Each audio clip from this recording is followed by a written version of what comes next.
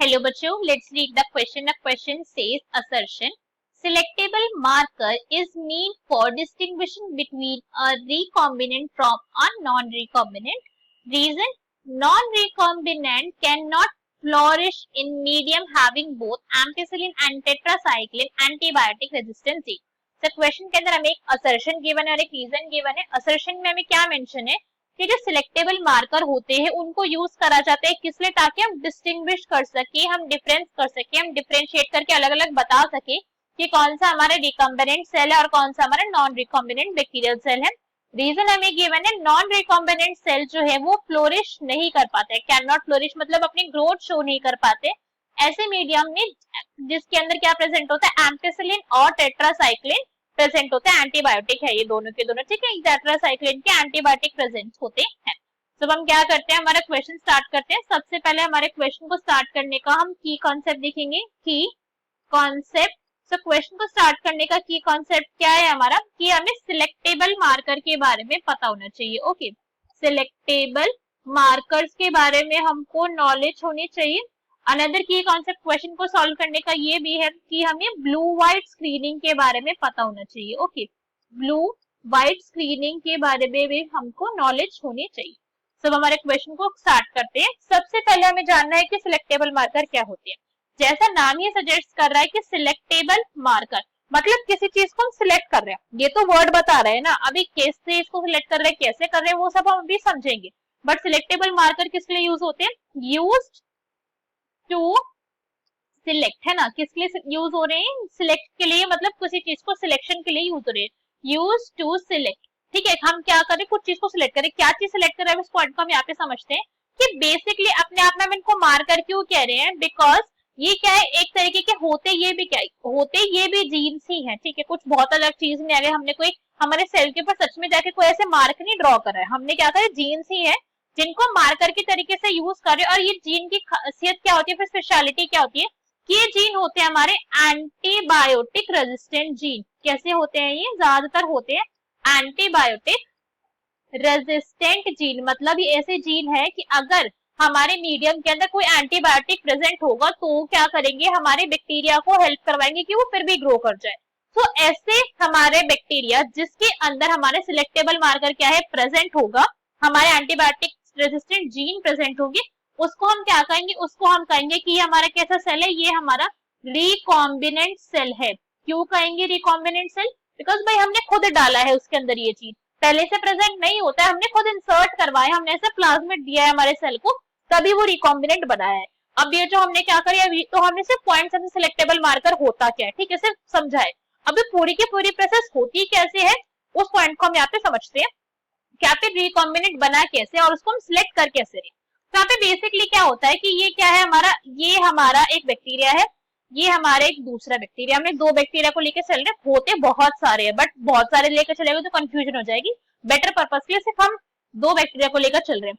अब ये दोनों बैक्टीरिया के अंदर क्या प्रेजेंट है, इसके अंदर भी खुद का डीएनए होगा और इसके अंदर भी खुद का डीएनए होगा, है ना. तो ये क्या है, इन दोनों बैक्टीरिया के ये है DNA, that is there genetic material.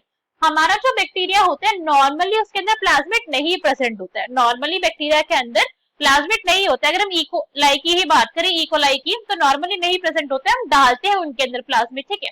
तो ये क्या है, ये है हमारा एक plasmid. Okay, this is our plasmid. और फॉर एग्जांपल मान लो कि हमारा प्लाज्मिड कौन सा, अभी फिलहाल के लिए TBR 322 वाला ही प्लाज्मिड है हमारा, एग्जांपल मान रहे हैं हम इस टाइम पे. अब ये वाला जो प्लाज्मिड है, मुझे इसके बारे में ये पॉइंट पता है कि इसके अंदर दो सिलेक्टेबल मार्कर प्रेजेंट होते हैं जो मेरे काम के फिलहाल. दैट इज फर्स्ट होता है इसके अंदर AMPR, that is ampicillin resistant gene. दूसरा होता है इसके अंदर tetracycline, that is TRTR, tetracycline resistant gene. ये दो जीन इसके अंदर प्रेजेंट होते हैं जो कैसे एक्ट करते हैं, which is basically the selectable marker. क्या है ये, सिलेक्टेबल मार्कर है. इन्हीं की हेल्प से हम क्या करेंगे, हमारे सेल को सिलेक्ट करेंगे कि क्या ये सेल रिकॉम्बिनेंट है या फिर नॉन रिकॉम्बिनेंट है. क्योंकि इन जीन का काम क्या है, हमारे बैक्टीरिया को उस कंडीशन में भी ग्रो करवाना जिस कंडीशन के अंदर हमारे मीडियम में एंटीबायोटिक प्रेजेंट होगा. तो अब हमको क्या करवाना है, हमारे सेल को हमको बनाना है रिकॉम्बिनेंट. क्या करना है, उसको रिकॉम्बिनेंट बनवाना है. रिकॉम्बिनेंट बनाने के बहुत सारे रीजन हो सकते हैं कि हमें कोई नया प्रोडक्ट का क्रिएशन करवाना है, हमें एंटीबायोटिक ही बनवाना है, ज्यादा कुछ भी रीजन हो सकते हैं. बट अभी क्या करना है, रिकॉम्बिनेंट बनाना है. तो हमने क्या करा, हम सिंपल सा हमने इसको यहाँ पे प्रोवाइड करवाए वेरियस मेथड, बहुत सारे मेथड्स हो सकते हैं। फर्स्ट मेथड जो हम यूज करते हैं वो होता है calcium method, calcium chloride method use करा जा सकता है कि हमने यहाँ पे कैल्शियम का मीडियम प्रोवाइड करा, जिसकी वजह से क्या हो जाएंगे, बैक्टीरियल की वॉल के अंदर बड़े बड़े पोर्स हो जाते हैं, ठीक है, बैक्टीरियल की मेम्ब्रेन में बड़े बड़े पोर्स हो जाते हैं, जिसके थ्रू क्या होता है, ये प्लाज्मिड हम मीडियम में डालेंगे और बैक्टीरिया अपने आप ही प्लाज्मिड का अपटेक कर लेते हैं। एक मेथड ये होता है। दूसरा होता है यहाँ पे इलेक्ट्रोपोरेशन मेथड। क्या होता है, इलेक्ट्रोपोरेशन मेथड, कि हम हमारे बैक्टीरिया को इलेक्ट्रिकल शॉक देंगे, जिसकी वजह से प्लाज्मा मेम्ब्रेन क्या हो जाएगी, उसके अंदर पोर्स बन जाएंगे और हमारे प्लाज्मिड का अपटेक हो जाएगा। मगर एक टेक्निक है, और किसी भी टेक्निक की एफिशिएंसी कभी 100% होती है, नहीं होती, ये तो पॉसिबल कंडीशन ही नहीं है। 100% एफिशिएंसी आना इज वेरी रेयर।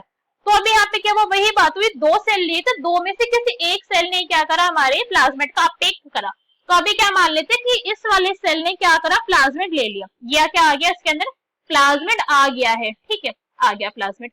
अब मगर आप थोड़ी अपनी ब्लाइंड आई से देख के बता सकते हैं किस सेल के अंदर प्लाज्मिड है। सेल आपका कैसा है, माइक्रोस्कोपिक है, आपको तो नॉर्मली सेल भी नहीं दिख रहा है, तो आप ये कैसे बताओगे कि ये वाला सेल के अंदर आपको प्लाज्मिड है या फिर नहीं है। तो कुछ ना कुछ तो करना पड़ेगा आपको। आप क्या करना है, अभी आपको यही पॉइंट करना है, आपको करनी है सिलेक्शन, है ना, सिलेक्शन करनी है, किसकी, सिलेक्शन ऑफ रिकॉम्बिनेंट। आपको रिकॉम्बिनेंट की सिलेक्शन करनी है, आपको बताना है कि आपको कौन सा सेल जो है वो रिकॉम्बिनेंट सेल है, ये वाला सेल या फिर ये वाला सेल, दोनों सेल के बारे में हमें बताना है। अगर अभी आप देखो, अभी तो हमने क्या बहुत सिंपल सा हमारा डायग्राम बनाया, तो अभी हमें पता है ये वाला सेल कैसा है, रिकॉम्बिनेंट है, क्योंकि हमने ड्रॉ ही ऐसे कराई है ना। तो ये वाला रिकॉम्बिनेंट है, और जो दूसरा वाला सेल है ये कैसा है हमारा, ये वाला हमारा नॉन रिकॉम्बिनेंट है, क्योंकि इसके अंदर हमारा प्लाज्मिड नहीं प्रेजेंट है। मगर एक्चुअली में जब लेबोरेटरी में करोगे तो ऐसे देख के थोड़ी बता दोगे, तो इसके लिए क्या करना पड़ेगा, सिलेक्शन करना पड़ेगा। सिलेक्शन करने के लिए हम यहाँ पे क्या करेंगे, ये जो हमारे दोनों के दोनों जो है हमने प्लाज्मिड लिए हैं ना, इस प्लाज्मिड के अंदर हम पहले से ही चेंज करवा देते हैं। क्या होता है, इस प्लाज्मिड के अंदर हमने क्या बोला था, AMTR के जीन प्रेजेंट है और टेट्रासाइक्लिन के जीन प्रेजेंट है ना। ये वाले जीन कई बार हमारे प्लाज्मिड के अंदर प्रेजेंट हो सकते हैं, कई बार ये जीन्स है हमारे वो नॉर्मली प्लाज्मिड में नहीं होते, तो हम इन क्या करवाते हैं, इन जीन को, ये दोनों के दोनों जीन है जो, इसको हमारे प्लाज्मिड के अंदर हम इंसर्ट करवाते हैं। क्या करवा रहे हैं हम, प्लाज्मिड के अंदर इंसर्ट करवाते हैं कि भाई तू जा, तुझे जाना है वहां पे, तुझे प्रेजेंट होना है प्लाज्मिड के अंदर, तभी तो हम सिलेक्शन करेंगे, ठीक है। तो ये हमने क्या करे, हमारे प्लाज्मिड के अंदर प्रेजेंट, और अगर प्लाज्मिड के अंदर है तो दैट मीन्स हमारे क्या हो गए, हमारे सेल के अंदर भी ये वाले जीन्स प्रेजेंट होंगे, सिलेक्टेबल मार्कर वाले जीन। तो बस हमको ये पॉइंट पता है कि ये दोनों जीन्स है, और इन दोनों जीन का काम क्या है, हमारे सेल को, हमारे बैक्टीरिया के सेल को एंटीबायोटिक से बचाना। तो हम क्या करते हैं, सिंपल सा, अब हम लेंगे एक हमारी पेट्री डिश, जो हमारी पेट्री डिश ली हमने, और इस पेट्री डिश के अंदर हम फिल कर देते हैं क्या, इसके अंदर हम फिल कर देते हैं हमारा एक एंटीबायोटिक, इसको हमने एक एंटीबायोटिक से यहाँ पे फिल कर दिया। कोई सा भी एंटीबायोटिक ले सकते हैं, फॉर अभी मान लो हमने ले लिया है यहाँ पे एम्पिसिलिन, ठीक है, अभी हमने यहाँ पे ले लिया एम्पिसिलिन। और अगर हमारे सेल के अंदर, अगर हमारे सेल के अंदर एम्पिसिलिन रेजिस्टेंट जीन नहीं हुआ तो वो सेल क्या हो जाएगा, वो तो मर जाएगा, ठीक है। तो यहाँ पे यही होता है, हमने क्या करा, दोनों के दोनों सेल को हमारे यहाँ पे इंट्रोड्यूस करवाया। इस वाले के अंदर जो है यहाँ पे प्लाज्मिड की प्रेजेंस है, और इस वाले के अंदर जो है वो प्लाज्मिड एब्सेंट है, यहाँ पे प्लाज्मिड नहीं है। तो अब यहाँ पे क्या होगा, वही जो हमने पहले बोला था, अगर इसके पास प्रेजेंट है प्लाज्मिड, तो ये वाला जो सेल है इसके अंदर एम्पिसिलिन एंटर नहीं कर पाएगी, एम्पिसिलिन है ना सारे में, तो एम्पिसिलिन की एंट्री नहीं हुई, एम्पिसिलिन की एंट्री नहीं हुई तो हमारा सेल ये कैसा रह जाता है, ये सेल अपीयर होता है हमारा व्हाइट। कैसा अपीयर हो जाएगा, ये सेल हमारा होता है अपीयर व्हाइट, क्योंकि उसके अंदर एम्पिसिलिन ने एंट्री नहीं ली थी, ठीक है। मगर हम इस वाले सेल की बात करोगे तो इस वाले सेल के अंदर एम्पिसिलिन प्रेजेंट था ही नहीं, एम्पिसिलिन रेजिस्टेंट जीन था ही नहीं, तो एम्पिसिलिन ने इसके अंदर मार ली एंट्री। एम्पिसिलिन जो है कह रहा है ठीक है मैं आ जाता हूँ, आपके पास रेजिस्टेंट का तो जीन है नहीं, तब मैं क्या करूंगा, मैं आपको किल कर दूंगा।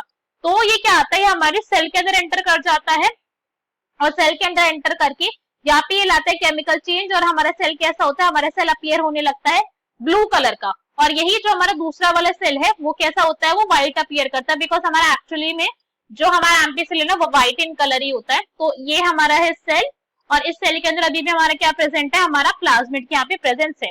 तो अब आप यहाँ पे क्या देख सकते हो, अब आप देखकर बता दोगे कि जिस सेल के पास आपका प्लाज्मिड प्रेजेंट था वो वाला सेल आपका व्हाइट है, और जिसके पास प्लाज्मिड नहीं प्रेजेंट था वो वाला सेल कैसा है, आपको वो ब्लू कलर का है। तो आपने यही बता दिया कि जो ब्लू कलर के सेल हैं, ब्लू कलर्ड सेल, वो कैसे है, वो नॉन रिकॉम्बिनेंट है ना। वो कैसे हो गए, वो नॉन रिकॉम्बिनेंट सेल हो गई, क्योंकि आप उसको देखकर बता पा रहे हो कि इसके अंदर प्रेजेंस नहीं है हमारे इंसर्ट की, जो हमने यहाँ पे इंसर्ट करा था रेजिस्टेंस की जीन, तभी ये वाला सेल जो उसकी डेथ हो गई तभी इसके अंदर एम्पिसिलिन एंटर करके है, वरना कर ही नहीं पाता। और अगर हम व्हाइट वाले सेल को देखें तो हम बोल सकते हैं कि ये रिकॉम्बिनेंट सेल है, क्योंकि ये कैसा है, व्हाइट है, इसके सेल मेम्ब्रेन जो है वो डिस्टर्ब नहीं हुई क्योंकि यहाँ पे रेजिस्टेंट के जीन प्रेजेंट थे।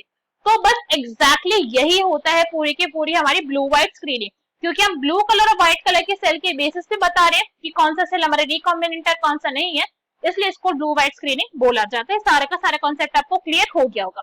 और ये हमने पूरा का पूरा कर किसकी वजह से पाए, हम कर पाए इसको सिलेक्टेबल मार्कर की वजह से। सिलेक्टेबल मार्कर क्या थे हमारा, एक्चुअली में एंटीबायोटिक के रेजिस्टेंट जीन थे जिनको हमने इंसर्ट करवाया हमारे प्लाज्मिड के अंदर, और फिर उस प्लाज्मिड का क्या करवाया हमने, सेल के अंदर इंसर्शन करवाया, अपटेक करवाया। डिफरेंट मेथड्स के through calcium chloride method use कर सकते हैं या फिर इलेक्ट्रोपोरेशन का मेथड यहाँ पे यूज कर सकते हैं। ओके, अब हमारे ऑप्शन स्टेटमेंट रीड करते हैं दोनों। फर्स्ट में हमें क्या गिवन था, selectable marker is mean for distinguish between recombinant and non recombinant. तो ये तो बिल्कुल ठीक है, रिकॉम्बिनेंट को हमने नॉन रिकॉम्बिनेंट में से आइडेंटिफाई कर ले सिलेक्टेबल मार्कर की वजह से, so this statement is true. Next is non recombinant cell can not flourish in medium having both ampicillin and tetracycline antibiotic resistant gene.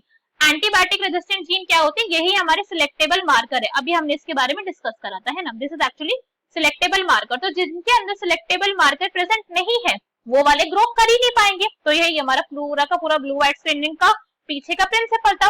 तो ये स्टेटमेंट भी हमारी क्या है और एक्सप्लेनेशन भी करेक्ट है। तो हमारे क्वेश्चन का करेक्ट आंसर क्या हो जाएगा, that will be A, that is if both assertion and reason are true and reason is the correct explanation of assertion. I hope you understood the explanation well. Best of luck. Thank you.